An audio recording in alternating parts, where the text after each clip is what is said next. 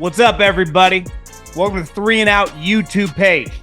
I'm John Middlecoff, and we are talking football all day, every day. Make sure you subscribe, like the video, share it with your friends. Let's roll, baby. Okay, let's dive into the mailbag. At John Middlecoff is the Instagram. Fire in those DMs. Get your questions answered here on the show. A lot of you guys are firing in there. I try to get to everybody I can. Instagram makes it a little weird to, it's not really an Excel spreadsheet, but I try my best. I honestly do. We'll start with Austin. 2 questions for the mailbag. Are we still one head injury away from Tua being done with football? I'll just answer that question. I don't know. I mean, I'm never like one of these media guys like, it's no more football for him. Guy wants to play football. It's his choice. It's his life. He's a grown-up. He's getting paid a lot of money. If he got a concussion, I would imagine he would just go into the protocol, and if he cleared it, he'd come back. So now the reaction by the big J's would be like, this is not right. He doesn't care what they think. And listen, I'm no doctor. Obviously, the way that he got knocked out in that one game, was that Christmas? Was it Christmas against the Packers? It was bad, but it felt like he had a concussion the previous week and they didn't check him out. I don't know. I mean, I don't think he's one head injury, but if that is something that doesn't go away, I mean, it happened to Kuechly, but his position is obviously different than some of these guys that, running backs or linebackers that get hit every play. Is the media craziness a setup for Deion to have an out after this year and take the Cowboys job or another NFL job? Well, I saw a lot of people like, let's say Mike Norvell, they have a terrible season. They win like 5-6 games. And Florida State's mad at him. Now, granted, he just went 13-1. Deion's job next year. How many games Deion going to win? Is he going to beat Nebraska this Saturday? I'd imagine he does not. Is he going to win a lot of Big 12 games? Is he beating Arizona? Is he beating Oklahoma State? Is he beating Kansas or Kansas State? Is he beating Utah? Like, what if he goes 5-7? You're just going to hire him? How many games would he have to win for Jerry to feel good about hiring him? He made a bowl game. He went 6-6. You're to hire the guy? I don't know. This is not one of those situations like you hire Jalen Brunson's dad and you get him as a free agent. Like, ultimately, Shedeur has to go into the draft. And if he's really good, someone's going to draft him high if the Cowboys are decent. So I don't know, man.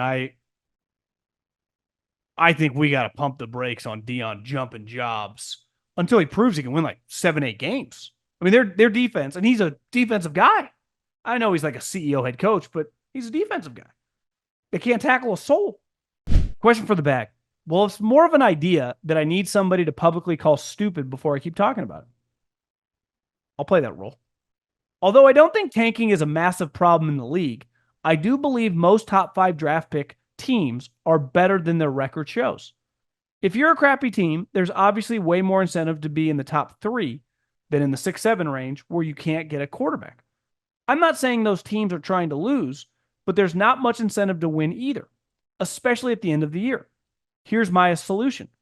Draft lottery, but slightly different from the NBA. The most lottery tickets goes to a non-playoff team with the best record. They won't get as many tickets as the top NBA pick, but enough to give them a real shot at the number 1 overall spot. However, there's still enough slice of the pie tickets for the worst record to get the number 1 spot slowly based on chance. This creates a true competition incentive to win up until the last game of the season. And I truly believe no NFL team is bad enough to win 2 or 3 games. Carolina was last year. I don't think it's a problem, though, in the NFL.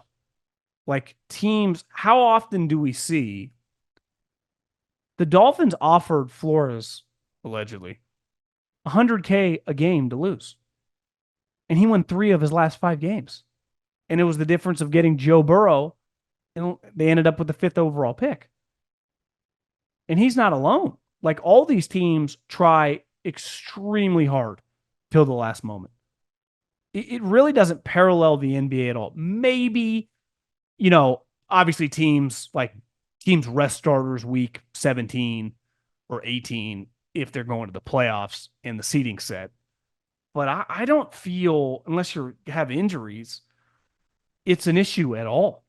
I don't hear anyone. Honestly, I hear fans complaining the other way. It's like, guys, we do not need to win this game. It happens all the time. So I just think the conversation in the NBA, it has to happen because you already hear like Windhorse. Well, everyone's got Cooper Flag circled. About 5 teams are already trying to tank. It's like, guys, you guys haven't even opened up training camp. Nobody talks like that in the NFL. I'm a diehard fan from Brazil. I've visited the USA more than a dozen times and even attended NFL games. I heard what you said about playing a game in Brazil on your last podcast. To be honest, if I were an Eagles fan, indeed, I would be pissed if the leagues took away the home game to play in another country. Taking that out of the way, however, most of what is being said about Brazil on the perspective of safety is BS. Brazil is a large country, like the US. Most of what people know about Brazil is about Rio. Rio is a tragedy. I don't feel safe there either. But the game is going to be hosted in Sao Paulo, which isn't that bad at all. Its violence indexes, for example, are better than ... Philly. No one said, what is it? Is it East Philly? Past Temple can get kind of sketchy. The big issue with Sao Paulo has to do with pickpocketing, which is also a problem in Europe. Try to attribute the violence of one specific city in Brazil to another. Listen, I have no geopolitical take on Brazil, never been there. I was just going based on one, like you said, they should have just played this game. Whoever's home game it was, it should have been in Lambeau or Philly. And two, AJ Brown's being told they're not allowed to leave the hotel. So it's like, if that's the measures, I'm with you. Like, most of us talking about it, I would imagine the overwhelming majority of people that will watch the Eagles in America, that will watch the Eagles play the Packers, have never been to Brazil. I think it's more about making these teams fly 8-9 hours to a game. It just seems a little egregious. Keep doing your thing. I like this guy already. What about this rule change proposal? 30-yard field goals and in 2 points. 31 to 60, 3 points. 60-plus yard field goals, 4 points.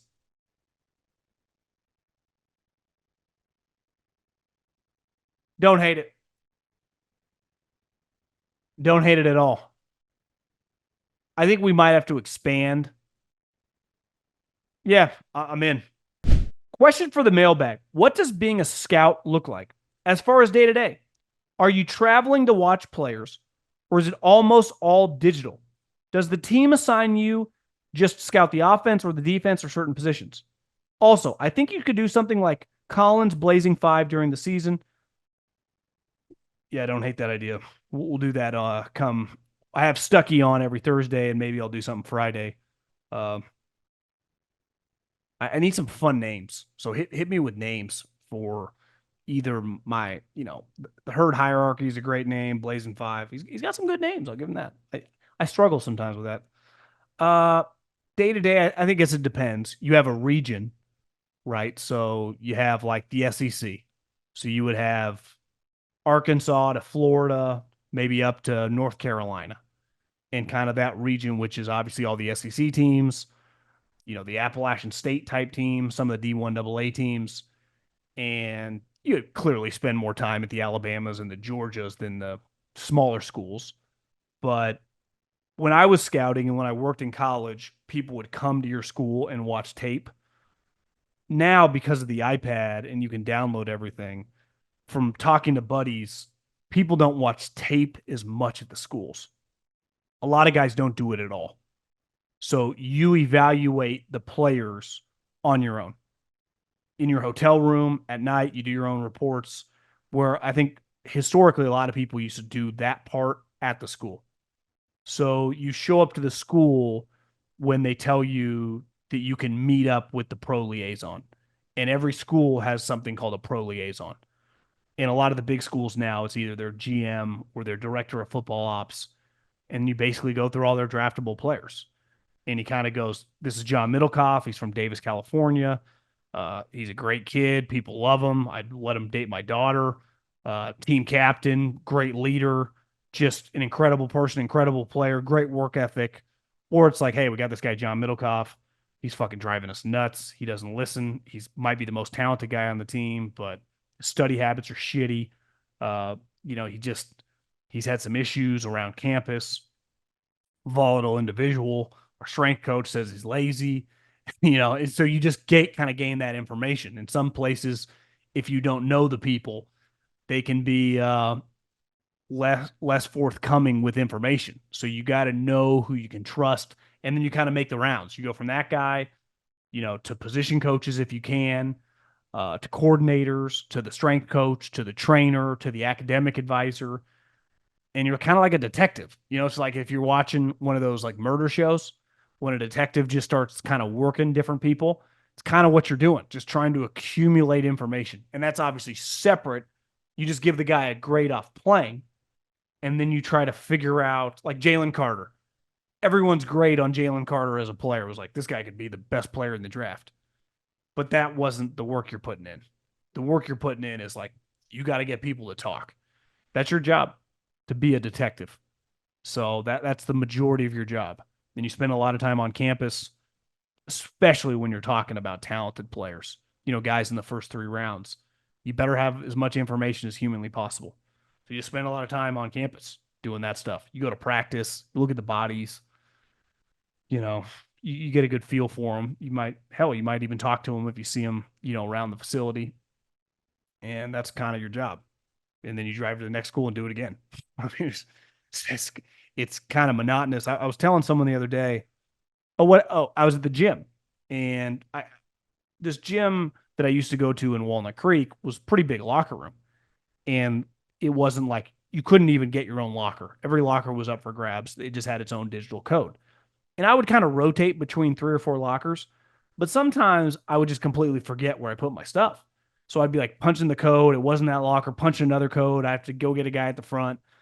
And it happened to this guy the other day at the gym here in Scottsdale. And I'm like, hey, man, that used to happen to me all the time. And then we started sharing some stories. And I said, you know, what's funny? And this guy was a pilot. Flying PJs, not like American Airlines. I was like, when I didn't tell him scout, but this job I used to have, I used to be in a hotel every different night for like 2 weeks on end. When you stay in a different hotel for potentially 11 straight, 12 straight days, by the time you get to like your 5th or 6th room, especially if there are similar properties, like if you're staying at like basic Marriott's or Spring Hill Suites or whatever, it starts messing with your mind. You're like 212, and then you go to the room, you're like, no, I'm actually in 313. You kind of get warped. So it's just a lot of time, you know, eating Cliff Bars, slamming coffees and Diet Mountain Dew, and Zins didn't even exist. My friend Zones, these are great. I would fire those things down, but back then, yeah, I would just eat a lot of beef jerky and Subway sandwiches. But you don't have you evaluate every player. NFL Week 1 is here, and a new season means new ways to get in on the action at DraftKings Sportsbook, an official sports betting partner of the NFL. Fans have spoken. We want touchdowns. DraftKings heard us and is delivering. DraftKings Sportsbook is the #1 place to bet touchdowns. Ready to place your first bet? Try betting on something simple, like picking a player to score a touchdown. Ready to do a touchdown dance of your own? New DraftKings customers bet $5 to get $250 in bonus bets instantly, plus 1 month of NFL Plus Premium on us. Download the DraftKings Sportsbook app and use the code JOHN. It's code JOHN for new customers to get $250 in bonus bets when you bet just $5. And get 1 month of NFL Plus Premium on us, only on DraftKings. The crown is yours. Did I get blackballed? This was a question he had. My question, since you haven't used the Dak one, crying emoji, if the Rams are rolling this year and Donald decides to come out of retirement, how does that contract work? Pretty sure it's just his contract, like what it would have been. Like that, he would just unretire. He would go from the retirement NFI list or whatever, and he would just come back up, and that contract would kick in. And because they gave him a bunch of guaranteed money, like I think he's still on the books for dead cap space. but I'm pretty sure that's how it works. You don't have to like sign them to a new contract.